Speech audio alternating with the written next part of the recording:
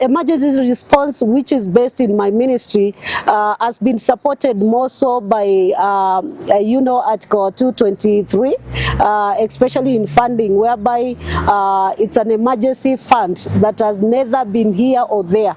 And so we are also coming up with looking at modes of resource mobilization that will be stable for this kind of response, because sometimes you write to Treasury and then probably the country physical space is really so bad and we are unable to even get a response very urgently. And so that's why we are also rethinking on the mode of resource mobilization so that we are prepared.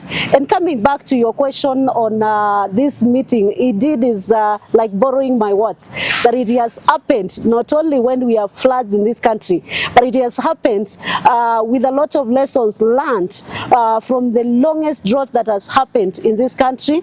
And of course, when we were graduating from it, we came into El Nino that has just ended. But before we thought it had ended, then we are in heavy rains in this country. So there's a lot of flooding that is happening within the country, Tana River, Garissa, parts of northern parts of Kenya and western part of Kenya and Rift Valley as well as eastern region. And so my ministry, we have already invoked Article 223 so that we can get funding for the next batch.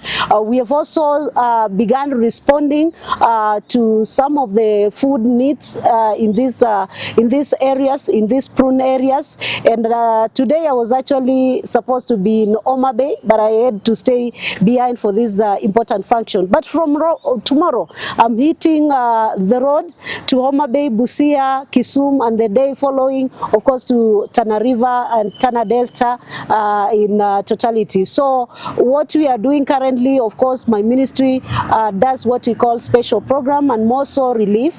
And so we are now pulling together. 2 days ago, I had to call the development partners in the area of humanitarian space so that we can synergize our resources. I called the Red Cross, I called the World Food Program, and so we are seeing what the development partners have, and we are mapping the country in terms of the prune areas, and we are dividing ourselves so that we can respond to these areas. I want to put alert to everybody so that they can watch out, because we have seen some of the deaths that we are having and distractions is just because people need to be a little bit keen. You do not have to cross a swollen river because you have to go home.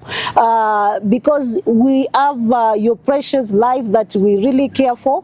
And so I want to ask, and also ask Kenyans, because we have seen, and one of the things that we are bringing in this policy is the whole agenda of involvement and participation of the community. Remember, when a disaster happens, it doesn't happen in Nairobi. It happens somewhere where a community is, and they are the first people to respond.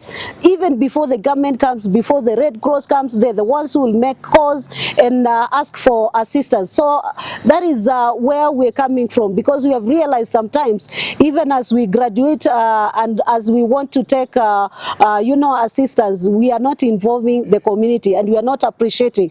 With the policy, you're able to engage. With policy, you're able to bring all the stakeholders together. Quite remarkable attempt to pull in the centrality of the affected communities.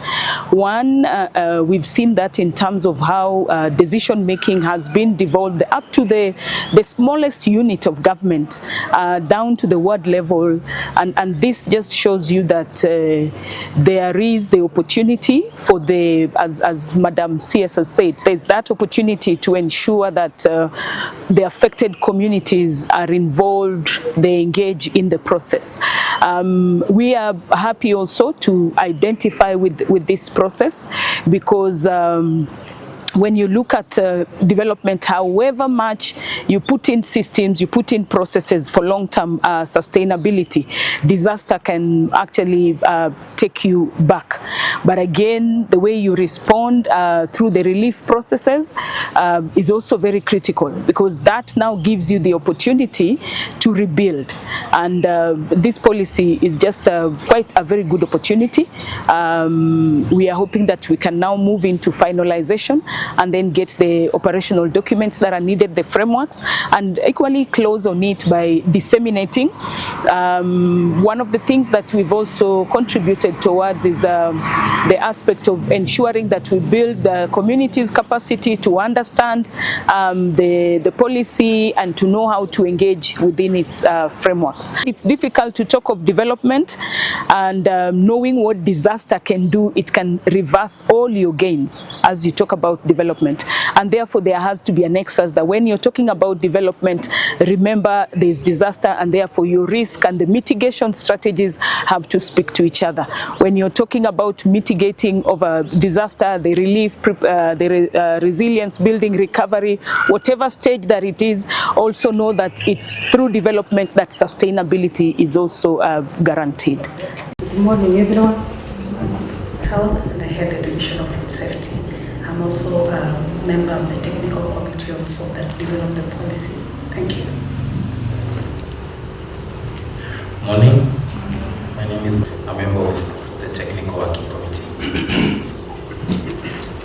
Good morning, everyone. My name is Elizabeth Yabe from the International Rescue Committee, the Governance and Systems Strengthening. The direct special water programs representing the peace. I'm also a member of the technical working group that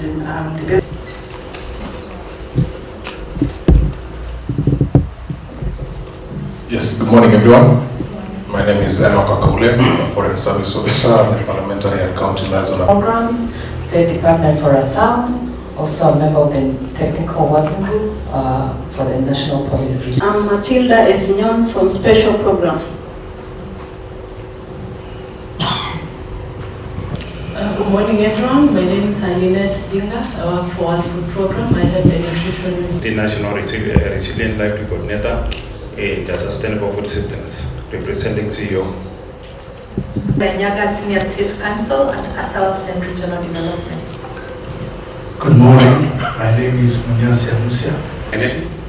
I'm a principal economist and a member of the technical working group from National Treasury. Response. Good morning, everyone. My name is Michael Ogolla'S, State Department for Agriculture, Policy Unit. Enough time for inputs of your views. So, go to the next one. Thank you very much. This presentation and actually the whole policy issue which we are going to present will have some introduction, of course, we have been networking with our donors, but we needed to polish up what we have been doing so that we have a concrete policy, national policy document. So we have one which leads in relief distribution on behalf of the minister and myself. And because relief is that we needed to put